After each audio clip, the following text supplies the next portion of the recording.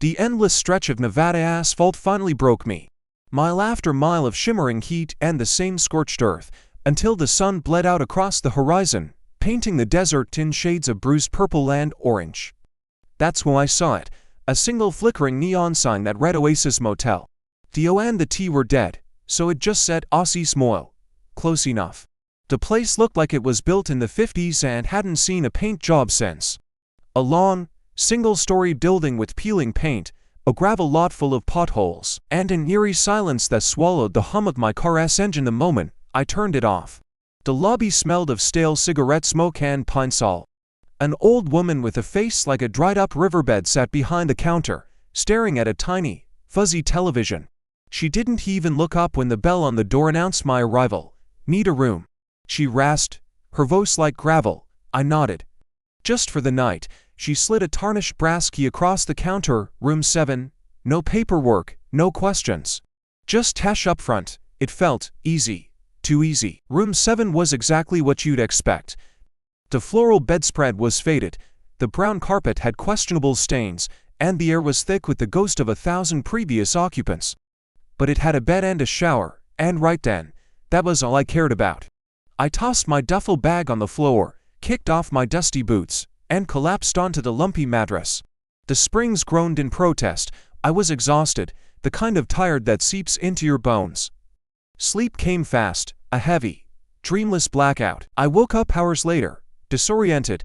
The room was pitch black, the only light a sliver of moonlight forcing its way through a gap in the thick curtains. My mouth was dry, and a dull headache throbbed behind my eyes. I fumbled for my phone on the nightstand to check the time.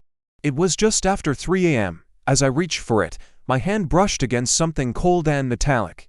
My car keys. I must have left them in my pocket. Worried they might scratch my phone screen, I decided to tuck them under the mattress for safekeeping until morning.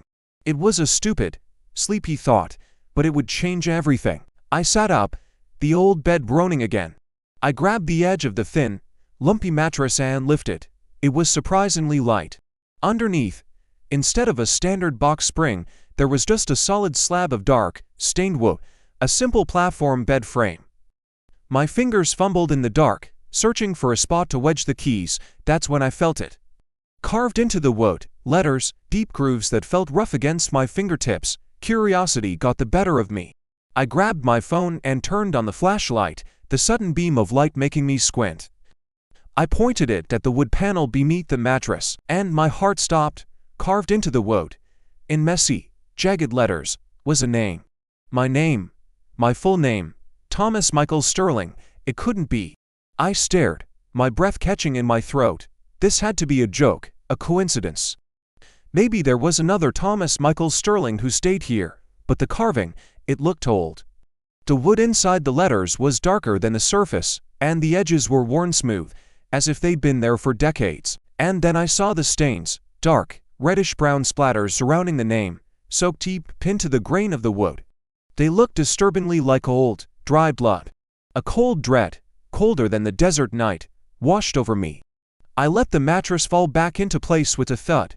My mind raced, trying to find a logical explanation, but there wasn't one. I'd never been to Nevada before, let alone this specific, godforsaken motel. My name isn't that common, and the blood. I backed away from the bed, my eyes wide, scanning the dingy room as if seeing it for the first time. The peeling wallpaper looked like rotting skin. The single, grime-covered window felt like a blind eye watching me. I had to get out, now. I snatched my duffel bag, my hands shaking so badly I could barely zip it. I didn't even bother with my boots. I just needed to leave. My keys. I'd forgotten my keys. They were still under that cursed mattress. No, I wasn't going back there. I'd figure it out later.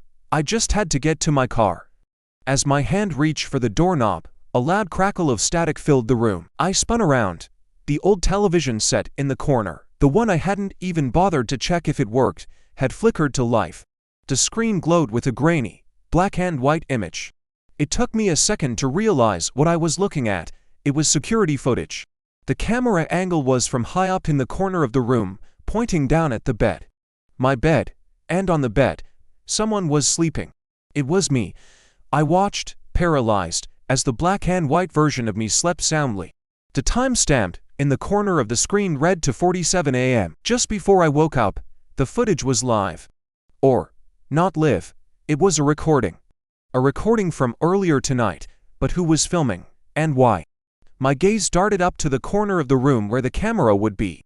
There was nothing there, just a cobweb and a water stain on the ceiling. The image on the screen flickered, the me on the bed stirred. I watched my own sleeping form toss and turn. Then, the bedroom door in the video slowly, silently, creaked open. A dark figure slipped into the room. It was tall and gaunt, its features obscured by the poor quality of the footage and the deep shadows. It moved with a disturbing, unnatural fluidity, like a puppet on strings. The figure glided over to the bed. It stood there for a long moment, just watching the sleeping me. My heart hammered against my ribs, a frantic drumbeat in the dead silence of the room. I couldn't breathe. I couldn't look away. The figure on the screen then slowly raised a hand. In it was a long, thin object that glinted in the dim light. A knife, or an ice pick. The figure leaned over my sleeping form. For a terrifying second, I thought it was going to strike.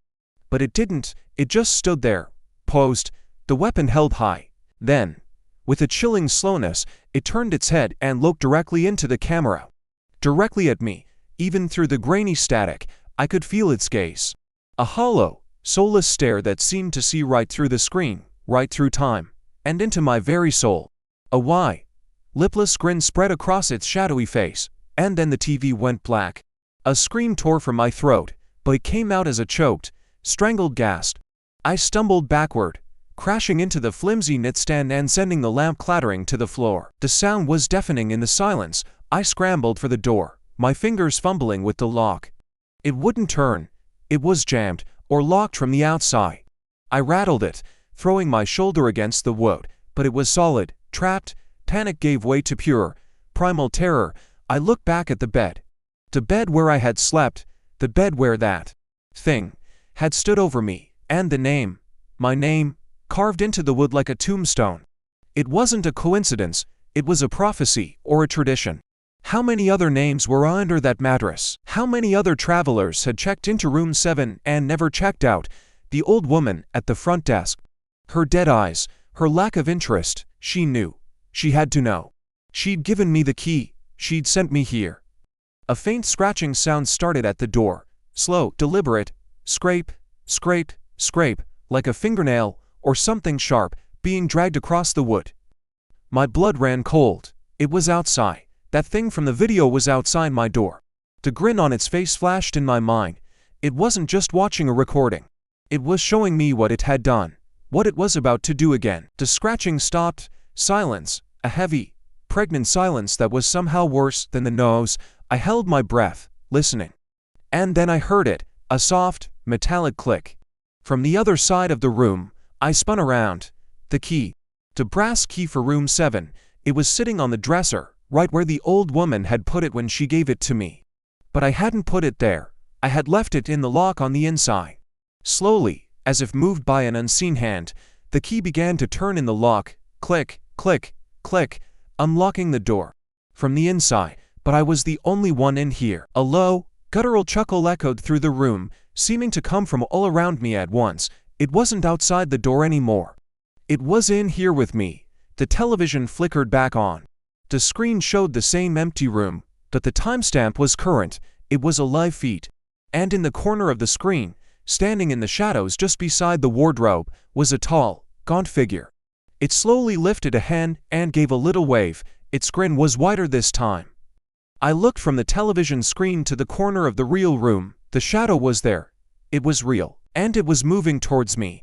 I finally found my voice and screamed. And this time, the whole desert could hear me. Thank you so much for watching. If you enjoyed this story, please hit that like button and subscribe for more terrifying tales. Stay safe out there.